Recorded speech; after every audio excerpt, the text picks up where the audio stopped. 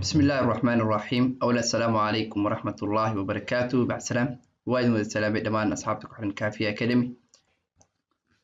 عشر كلمات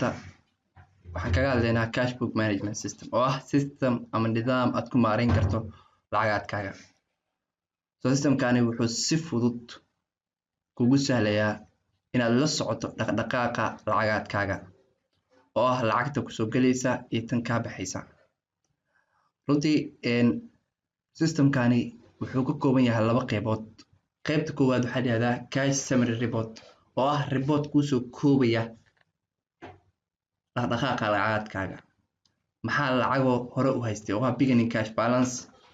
sidoo kale maxaa hadda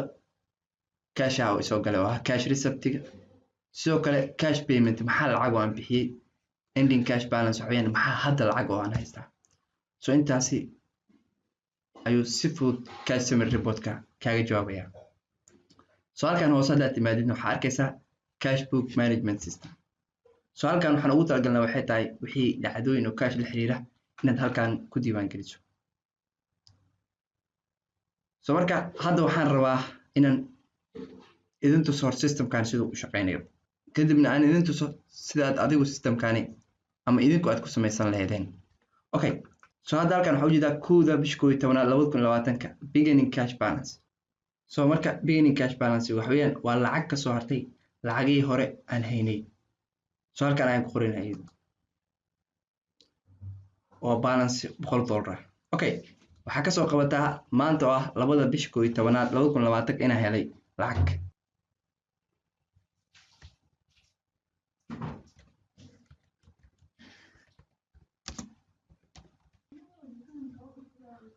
waa cash receipt lacag ayaan helay. lacagtaan helay waa imisa? waxaan helay $200.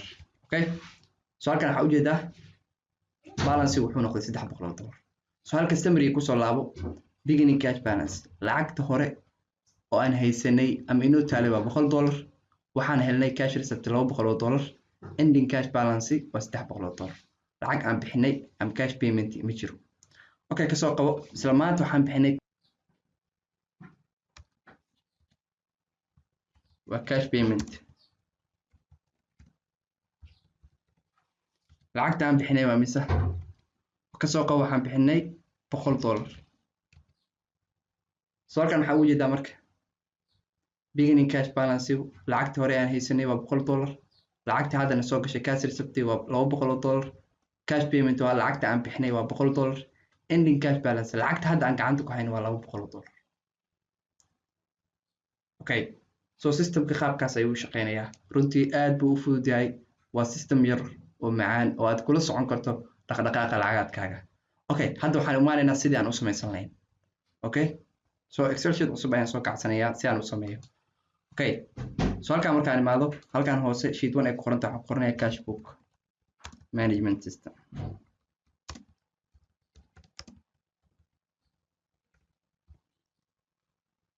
markaan ku qorto waxaan imaanayaa halkani AEP ilaa 5 intaan ay hard garay kadib waxay dhahdaa manage center. marka halkaas dhacdo wax kale ma sameyn doontid oo weyneyn doontaa. intaas markaa sameyso halkan ayaa imaan doontaa ilaa i qabo waxaa ku sameysaa kadibna manage center dheh. halkan waxay ugu qoraysaa marka cash summary report.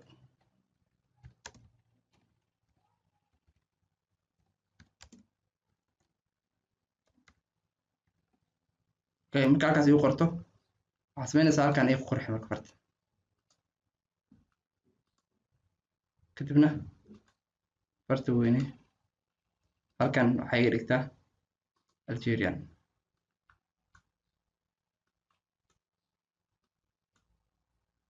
marka intaas sameyso halkan hoose qabo waxaa dhahdaa manage center labadaas god isku fur. halkan marka waxaad qoraysaa beginning cash balance.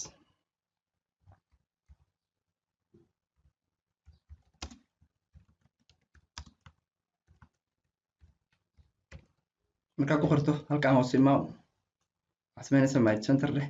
halkan waxaad qoraysaa cash receipt.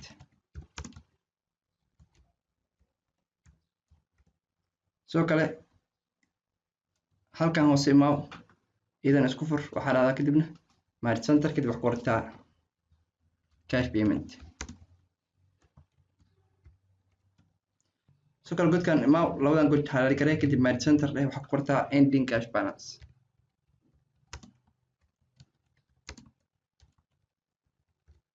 So intaas markaa sameyso waxaad sameynaysaa fartii ayaan qurqurxinayaa marka colorna waan u yeelay intaan hal mar ii highlight garee waxaa dhacdaa align lift qaybta liftiga gey kadib waxaad sameysaa farta ii weynay kadib waxaad sameysaa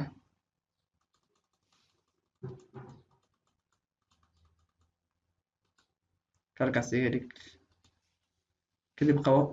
waxaa u yeeshaa okay markaasaad sameysid halkan kale imaa waxaad sameysaa iyadana color kale u yeelo okay so markaa sidaas u sameysid halkan qabo intaan highlight garey waxaad sameysaa waxaa dhacdaa border igu yeelo halkan all borders ka dooro okay so markaa intaad sameysid waxay imaanaysaa halkan hoose ilaa halkan qabo merge center dheh kasoo tag halkan hoose imaa godkan hoose qabo highlight garee kadib merge center dheh halkan waxaa ku qortaa cash book management system.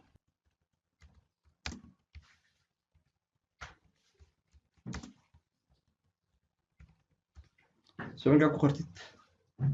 qabay highlight garee kadib waxaa ku sameysaa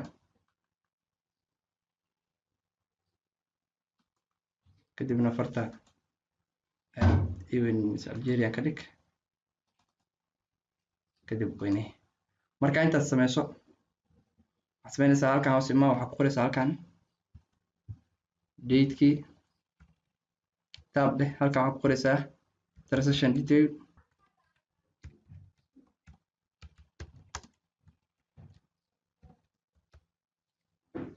markaa ku qorta halkaasi halkan waxay raweyne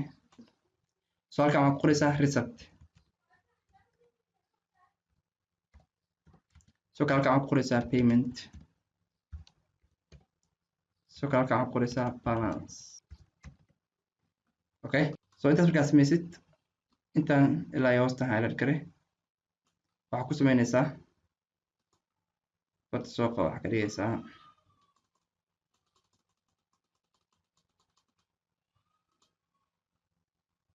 marka intaas sameyso waxaad sameynaysaa halkaani all borders ay qoran tahay ku dhufo so korkaasi waxaa ku sameysaa color qaybta kore color ku samee so marka intaas sameysid wax kale ma sameynaysa halkan taariikh ku qor marka halkan waxaad ku qoraysaa 1 bisha 1 2020 so halkan waxaad ku qoraysaa beginning cash balance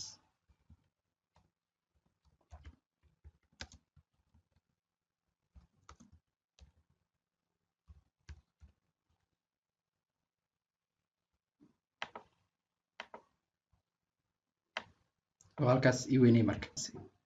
so marka halkaani balancega ayaa waxaa ku qoraysaa lacagta haraaga ah ee ku soo hortay ee aad hadda haysid okay maybe kasoo qabo waxaan hayaa $100 oo kale okay waxaan imaan doonaa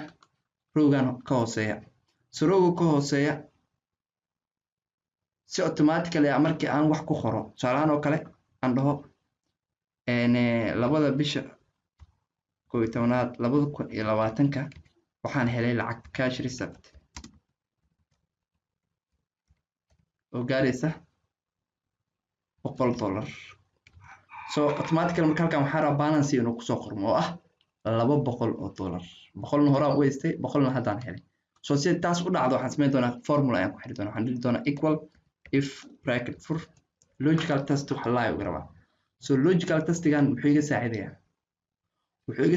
waxay tahay inaan date-ka iloobin so waxaan dhihi doonaa markasta uu date halkan usu qorneen halkan balance inayso waxba ka soo muuqan si taas u dhacdo marka waxaan dhihi doonaa godkan date-ka ayaan doori doonaa markaan doorto godka date-kaas oo equal hadduusan waxba ku jirin double clue comma so godkan balancegana waxba ha ku soo muujin double clue comma hadalkaas waa muhiim hadduusan date-ka wax ku jirin balancena ha isoo muuqin intaas weeyaan markii waxaan dhihi doonaa balancega waxaa ku dartaa receptiga waxaa ka jartaa paymentiga dan waxaa dhihi doonaa control enter soo ujeedaan kadib wax kale ma sameynayo flags markay soo muuqato hoos ayaan usoo jiidi doonaa soo godadka dhan hadda way ugu jirta marka formula hadda godkan ka hoose haddaan imaado oo aan date ku qorin halkan balance waxba ma soo muuqanayo aan ka boodo aan dhaho cash payment ayaan sameeyey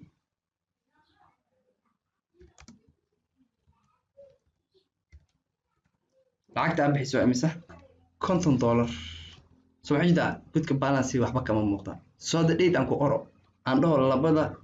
bisha 11aad 2020 maxaa arkaysaa si automatically ah halkan balance ayaa soo muuqday soo formuladu waa taa soo marka halkani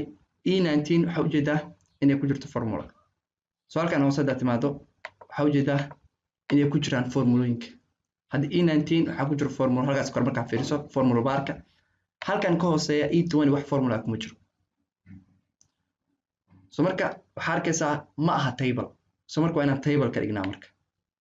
table ayaan ka dhigayaa intaas date-ka ilaa iyo halkaas formula ay ku jirto highlight kale kadib waxaad doorataa table my table has seeds tigta saaro haddii ku saarnay dan waxaa leedahay okay hadda fiiri marka hadda markaa fiiriso halkan E19 ay ku qoran tahay selka ka hooseeya haddaan rabo tab ayaan taabanaya E20 hadda formuladu waa ay ku jirtaa okay si fudud okay qaybtaasi meesha ayaan ku soo baxayaa waxaan imaanayaa cash summary report soo halkan ayaan rabaa inaan formula ku xiro waxaan dhihi doonaa equal beginning cash balance halkaas beginning cash balance ay ku qoran tahay balance halkaas ku dhufo dan waxaa leedahay enter kadib waxaa imaadaa selka cash receipt dan waxaa dhihi doontaa equal marka equal laado waxaa dhihi doontaa subtotal waa kasoo kuu sheegay dan waxaa ka dooran doontaa sum waa 9 dan waxaa dhihi doontaa comma within godka aan isku soo dardarayo waa godkee soo godkan receipt isku soo dardarayo dan waxaa dhihi doontaa control enter soo godka ka hoose imaan doontaa equal ayaa leedahay subtotal soo subtotal waa kana ku dhufa laba mar haddii kale kadibna waxaa kusii dhufataa sum dan waxaa dhihi doontaa comma godkan payment isku soo dardarayo leedahay intaas highlight kale dan waxaa dhihi doontaa control enter soo intaas markaa sameyso waxay imaan doontaa ending cash balance oo ah lacagta haraaga ay hadda gacanta aan ku haysto equal ayaan dhihi doonaa beginning cash balance plus waxaan dhihi doonaa cash receipt minus payment dan waxaan dhihi doonaa control enter soo sidaas ayuu ugu samaysan yahay soo farta ii weyne si aan u arko sidoo kale waxaa ka dhigtaa okay so dalkaas samaysid inta halkan dollar iga dhig selkan u hooseeyana waxaa iga dhigtaa dollar okay kuwaan hadda artid inaa zero u badisid halkaasaa looga badiyaa so marka sidaas ayuu igu samaysan yahay cash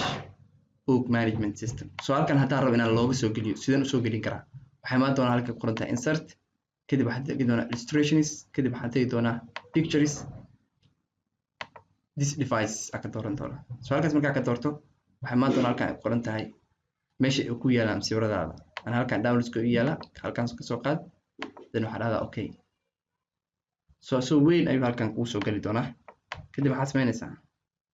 wax kala sameyn qabay soo yarey qabe ee yarey weliba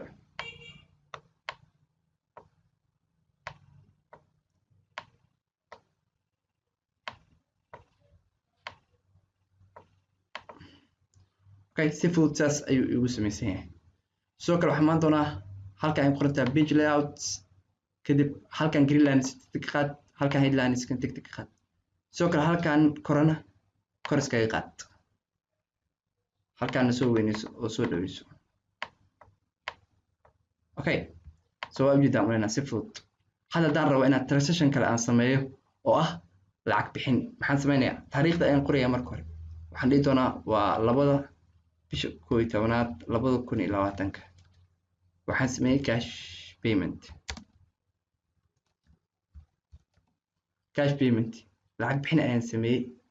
soo lacagta aan bixiyo waa imisa